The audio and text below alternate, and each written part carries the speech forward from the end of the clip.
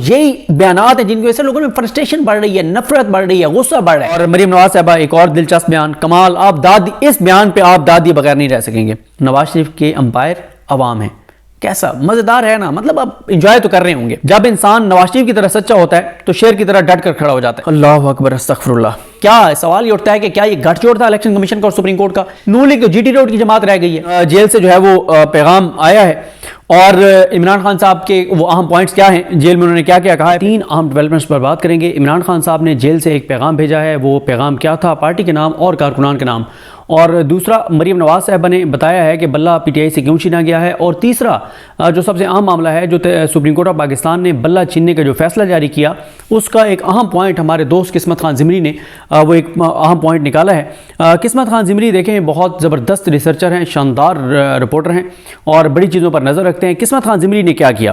قسمت خان نے supreme court of Pakistan کا وہ فیصلہ نکالا جو بلہ چھیننے کا ہے، جس میں قاضی فائز عیسیٰ صاحب نے الیکشن کمیشن کے حق میں جو سب سے بڑی دلیل دی وہ یہ دی کہ جناب تحریک انصاف سے صرف ان کا جو ہے وہ ایک نہیں ہے، دشمنی نہیں ہے، اور بڑا قاضی فائز صاحب نے سکندر سلطان راجہ کی گواہی دی ہے۔ آپ اندازہ لگائیں کہ جو چیف جسٹس پاکستان سکندر سلطان راجہ کو ڈیفینڈ کر رہے ہیں یا ان کو سرٹیفکیٹ دے رہے ہیں، تو ان کی اپنی اس کے اوپر کریڈیبلٹی کے اوپر کتنا سوال اٹھتا ہے کہ وہ کتنے کریڈیبل ہیں۔ جو سکندر سلطان راجہ صاحب الیکشن کمیشن آف پاکستان کا بچہ جانتا ہے کہ وہ تحریک انصاف کے ساتھ کیا کر رہے ہیں، ان کا دفاع جو کر رہے ہیں چیف جسٹس پاکستان، اور آپ اندازہ لگائیں کہ جسٹس مسرت ہلالی صاحبہ جو جمعے کو اس فیصلے کے اوپر دستخط کر رہی تھیں کہ الیکشن کمیشن باعث نہیں ہے، وہ زبردست ہے، شاندار ہے، آؤٹ کلاس ہے، اور کیا بات ہے اس کی جو ہے نا، ایک قسم نہیں کھائی انہوں نے کہ اللہ کی قسم یہ بڑے زبردست لوگ ہیں، اور میں کلمہ پڑھ کے کہتی ہوں کہ سکندر سلطان راجہ جیسا تو بندہ ہی پاکستان کی تاریخ میں نہیں ہے۔ صرف یہ انہوں نے نہیں کہا، باقی انہوں نے بالکل کلیئر کر دیا، کلین چٹ دے دی الیکشن کمیشن کو۔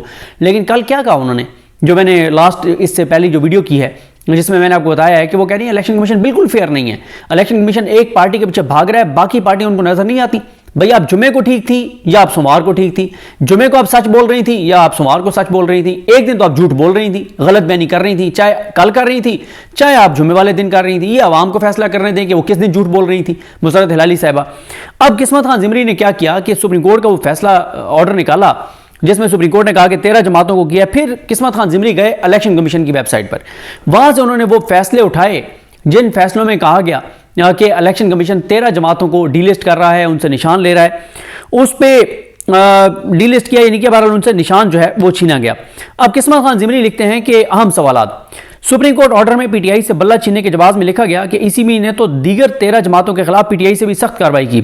اب ذرا ان 13 جماعتوں پر نظر دوڑائیں، پھر ان میں سے صرف ایک جماعت، ابھی وہ جسے کہتے ہیں نا کہ دیکھ کر صرف ایک دانہ چک کے اور پتہ چل جاتا ہے کہ ذائقہ کیسا ہے، وہ کہتے ہیں صرف ایک جماعت جس کا نام مسیحی امن پارٹی ہے، اس کے خلاف ای سی پی کا آرڈر دیکھیں۔ اس آرڈر کے مطابق یہ جو جماعت ہے مسیحی امن پارٹی، اچھا پہلے تو اس میں اس پوائنٹ پہ آ جائیں کہ یہ 13 کی 13 تانگا پارٹیوں سے بھی نیچے کی پارٹیاں ہیں۔ ان 13 جماعتوں میں سے کسی ایک جماعت کا پورے پاکستان میں سے کونسلر بھی منتخب نہیں ہو سکتا، ان 13 جماعتوں کا پورے پاکستان میں سے ایک ایم پی بھی نہیں بن سکتا۔ دوسری طرف پی ٹی آئی سب سے پاپولر پاکستان کی جماعت ہے، پی ٹی آئی کا موازنہ بھی ان سے نہیں بنتا جن کا قاضی فائز صاحب نے جواز دے دیا ہے، یعنی اس سے بڑی اب کیا الفاظ استعمال کیے جائیں۔ اچھا اس میں کہا گیا ہے کہ جو یہ پارٹی ہے مسیحی امن پارٹی، اس نے 2007 سے انٹرا پارٹی الیکشن نہیں کرائے تھے، کب سے؟ 2007 سے، اور اس کے خلاف ایکشن کب ہو رہا ہے؟ 2023 کے دسمبر اور 24 میں آ کے ہو رہا ہے، کتنے سال بعد؟ تقریباً کوئی 7 3 10 13 تقریباً 17 سال بعد اس کے خلاف کارروائی ہو رہی ہے۔ تو آپ اندازہ لگائیں 17 سال بعد اس جماعت کے خلاف کارروائی ہو رہی ہے جس نے 2007 سے انٹرا پارٹی الیکشن نہیں کروائے تھے۔ اور پی ٹی آئی کا کیا معاملہ تھا کہ انہوں نے انٹرا پارٹی الیکشن پہلے کروائے، پینل کے ذریعے کروائے، ایک عمران خان کا پینل تھا، ایک اور پینل تھا، الیکشن ہوئے، سارا کچھ ہوا، او پی ٹی آئی نے اس کے دستاویزات بھی جمع کروا دی، لیکن الیکشن کمیشن نے کہا کہ آپ نے جو اپنے آئین میں تبدیلی کی ہے اس آئین میں تبدیلی کے مطابق آپ نے الیکشن نہیں کروائے۔ پی ٹی آئی نے کہا اچھا ہم جو آئین میں ترمیم کیا نا اپنے پارٹی کے آئین میں وہ ہم ترمیم واپس لے لیتے ہیں، انہوں نے واپس لے لی۔ الیکشن کمیشن نے کہا نہیں، 71 دن فیصلہ محفوظ رکھ کے اور 23 نومبر کو سنایا فیصلہ اور کہا کہ 13 دسمبر تک الیکشن کروائیں۔ اچھا انٹرا پارٹی الیکشن انہوں نے 2007 سے نہیں کروائے تھے، اور اس جماعت کا الیکشن کمیشن سے کسی طرح کا کوئی رابطہ نہیں تھا۔ آپ اندازہ لگائیں 2007 سے انٹرا پارٹی الیکشن نہیں کروائے، 2023-24 میں آگے ان کے خلاف 17 سال بعد جو ہے وہ ایکشن ہو رہا ہے۔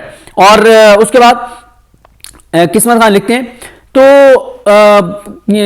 کیا قسمت خان کہتے ہیں تو کیا ایسی جماعت کے خلاف الیکشن کمیشن آف پاکستان کی کارروائی کو الیکشن کرانے والی پی ٹی آئی کے خلاف کارروائی کے لیے بطور جواز پیش کیا جا سکتا ہے؟ ہرگز نہیں۔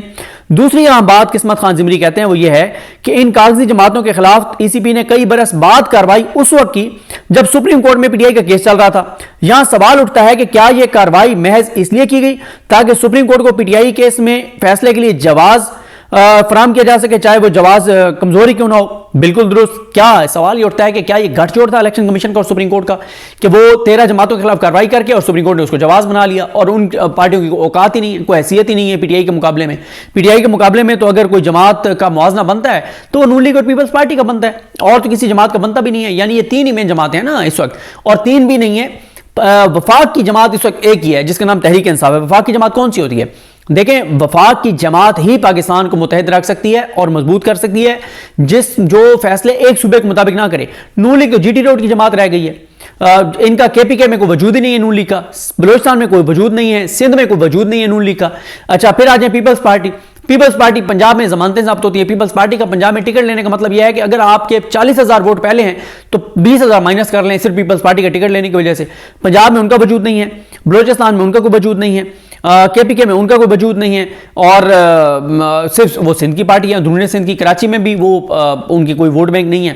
تو ایک جماعت ہے جو سندھ میں بھی ہے پی ٹی آئی، جو بلوچستان میں بھی ہے، جو کے پی کے میں بھی ہے، جو پنجاب میں بھی ہے، جو اے جے کے میں بھی ہے، جو گلگت بلتستان میں بھی ہے۔ ان تمام جگہوں پہ اگر کوئی ایک جماعت ہر جگہ موجود ہے اور اکثریت میں، تو اس کا نام تحریک انصاف ہے۔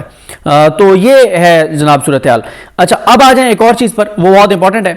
عمران خان صاحب جو ہیں ان کا جیل سے جو ہے وہ پیغام آیا ہے، اور عمران خان صاحب کے وہ اہم پوائنٹس کیا ہیں، جیل میں انہوں نے کیا کیا کہا ہے۔ پھر آتے ہیں مریم نواز صاحبہ پر۔ عمران خان صاحب کہتے ہیں کہ میرے جیل میں ہوتے ہوئے بھی یہ بزدل اتنا خوفزدہ تھا کہ امپائر کے سامنے شرط رکھ دی کہ ان سے بلہ چھینو تو کھیلوں گا۔ اچھا، یہ بات عمران خان کی ٹھیک ہے، کیوں؟ مریم نواز صاحبہ نے اوکاڑا میں جو پہلا جلسہ کیا ہے یہ بلہ چھینے جانے کے 36 گھنٹے بعد کیا ہے۔ یعنی آپ دیکھیں کہ 23 اکتوبر سے میاں نواز شریف پاکستان میں ہیں۔ اکتوبر گزر گیا، نومبر گزر گیا، دسمبر گزر گیا، جنوری میں بھی اس وقت آ کے نون لیگ نے پہلا جلسہ کیا ہے مریم نواز صاحبہ نے جب بلہ چھینا جا چکا تھا، تب وہ میدان میں آئیں، ورنہ تو میدان میں نہیں اتر رہے تھے۔ اور نواز شریف تو ایسا لگ رہا تھا کہ اگر بلہ مل گیا پی ٹی آئی کو سپریم کورٹ سے تو وہ تو انہوں نے بائیک آؤٹ کر دینا تھا الیکشن کا۔ اس کے بعد عمران خان صاحب کہتے ہیں کہ یہ پہلا الیکشن ہوگا کہ امیدوار ووٹرز کو نہیں، ووٹر امیدوار کو ڈھونڈیں گے۔ ہر حلقے میں میرا اتارا گیا کھلاڑی تمام مخالفین کو کلین بولڈ کر دے گا، بس 8 فروری تو آنے دیں۔ پھر عمران خان صاحب کہتے ہیں کہ ملک سے وفاداری نہیں چھوڑ سکتا، چاہے کوئی بھی قیمت ادا کیوں نہ کرنی پڑے۔ میری قوم کو جا کر بتا دو کہ تمہارا کپتان تم سے بے وفائی نہیں کرے گا۔ دوسری بار یہ پیغام وہ جیل سے یہ بھجوا رہے ہیں۔ غریبوں کو علاج کی مفت اور سب سے بہترین سہولیات دینا بھی میرے جرائم میں سے ایک جرم ہے۔ عوام نے نظریے کو ووٹ دینا ہے، نشان کوئی بھی ہو۔ 8 فروری کا دن بڑے سرپرائز کا دن ہے۔ ملک سے وفاداری نہیں چھوڑ سکتا، چاہے کوئی بھی قیمت ادا کرنی پڑے۔ آج سے کوئی کارکن گھر نہ بیٹھے، ہر دروازہ کھٹکھٹائیں، میرے سفیر بن کر گھر گھر جائیں۔ اور وہ کہتا ہے کہ میں کرپشن کی نہیں، ملک و قوم سے وفاداری کی سزا کاٹ رہا ہوں۔ پھر انہوں نے کہا کہ چیف جسٹس صاحب وہ یہ 5واں پارہ یہاں پہ لکھا ہوا ہے، یہ 5ویں سورت انہوں نے کہا تھا کہ 5ویں سورت کی 8ویں آیت پڑھ لو۔ اللہ کہتا ہے کہ دشمن سے بھی اتنی نفرت نہ کرو کہ انصاف نہ کر سکو۔ پھر عمران خان صاحب نے کہا ہے کہ میرے سامنے 3 آپشنز ہیں، ایک آپشن ہے سرنڈر، ایک ہے ڈیل، تیسرا ہے موت۔ وہ کہتے ہیں کہ پہلی 2 پہ میں کراس لگا چکا ہوں، اور تیسری موت مجھے بالکل قبول ہے، لیکن نہ تو میں سرنڈر کروں گا، نہ میں ڈیل کروں گا، نہ میں ملک چھوڑ کر جاؤں گا۔ یہ کہنا ہے عمران خان صاحب کا۔ اب آ جائیں جناب اس بات پر کہ مریم نواز صاحبہ جو ہیں، مریم نواز صاحبہ نے جناب جلسہ کیا ہے، اور جلسہ جو انہوں نے کیا ہے اس میں جو انہوں نے گفتگو فرمائی ہے وہ بڑی سننے والی ہے، اور اس میں انہوں نے ایک جو ہے وہ انہوں نے بہت بڑا انکشاف بھی کیا ہے، اور وہ انکشاف انہوں نے کیا کیا اس پہ آتے ہیں۔ لیکن پہلے جو ان کے بیانات ہیں وہ کہتی ہیں جناب کہ نواز شریف اگر 4 سال بعد وطن واپس آئے ہیں تو اللہ تعالیٰ کے فضل اور کرم کے بعد اس کا سیرا عوام کے ساتھ جاتا ہے۔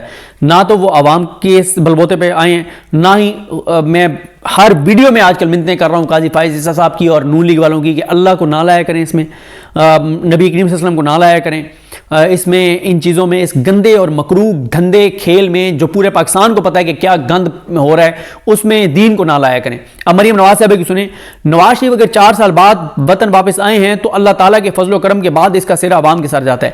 آپ مجھے بتائیں کیا یہ اللہ کے فضل و کرم سے آئے ہیں؟ یا یہ عوام کی وجہ سے آئے ہیں؟ کیا آپ کو نہیں پتا یہ کیسے آئے ہیں، کون ان کو لایا ہے، کیسے ان کو لایا گیا؟ پھر کہتی ہیں باخدا اپنے دشمنوں سے انتقام نواز شریف نہیں بلکہ قدرت کا نظام لے رہا ہے۔ آپ تو کہتی تھیں کہ آپ کے پاس سب کی گندی اور ننگی اور ویڈیوز ہیں، تو اب آپ کہہ رہی ہیں کہ انتقام نواز شریف نہیں لے رہا۔ پھر وہ کہتی ہیں کہ قدرت کی عدالت نے نواز شریف کے ساتھ ہونے والے ظلم کا سو موٹو لے لیا ہے۔ پھر اللہ تعالیٰ پر یہ بہتان کہ اللہ تعالیٰ نے سو موٹو لے لیا ہے نواز شریف کے ساتھ ظلم کرنے والوں پہ، یہ اللہ اکبر استغفر اللہ۔ کہتی ہیں سنا تھا کہ قدرت کی لاٹھی بے آواز ہوتی ہے، آج دیکھ بھی لیا کہ آواز بھی نہیں آ رہی اور قدرت کی لاٹھی چاروں طرف اپنا کام دکھا رہی ہے۔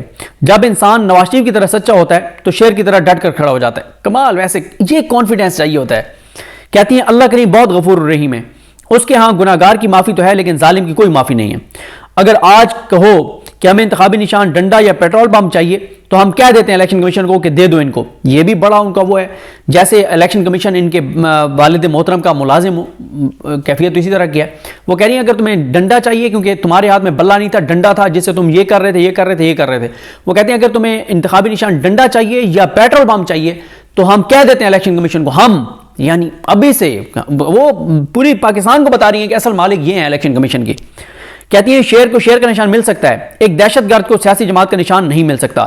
یہ وہ چیز ہے جو مریم نواز صاحبہ بتا رہی ہیں کہ عمران خان سے بلہ جو چھینا گیا انٹر پارٹی الیکشن اس کی مین وجہ نہیں تھا، وہ کہ آگے انہوں نے ایک جگہ پہ کہا، اور یہ بھی میں حیران ہوں یار کہ مطلب یہ کیوں لوگوں کو اتنا پاگل اور بیوقوف اور جاہل سمجھتے ہیں، اور یہی بیانات ہیں جن کی وجہ سے لوگوں میں فرسٹریشن بڑھ رہی ہے، نفرت بڑھ رہی ہے، غصہ بڑھ رہا ہے۔ اب بیان سنیں، کہتی ہیں پی ٹی آئی نے انٹر پارٹی الیکشن میں سب کو بلا مقابلہ منتخب کروا لیا، یہ کیسی جمہوریت میں ہوتا ہے؟ یہ کون سی جمہوریت میں ہوتا ہے؟ نون لیگ کے تمام لوگ بلا منتخب ہوئے ہیں انٹر پارٹی الیکشن میں، پیپلز پارٹی کے سب بلا مقابلہ منتخب ہوئے ہیں، بلکہ وسیم بدامی صاحب کے پروگرام میں خوشی شاہ صاحب نے کہا ہے کہ 2 نمبر کام بھی، غلط کام بھی ٹھیک طریقے سے کیا جا سکتا ہے، یعنی بلا مقابلہ کرواتے لیکن بس تھوڑی سی چیزیں ٹیکنیکلی ٹھیک کر لیتے، اندازہ لگائیں۔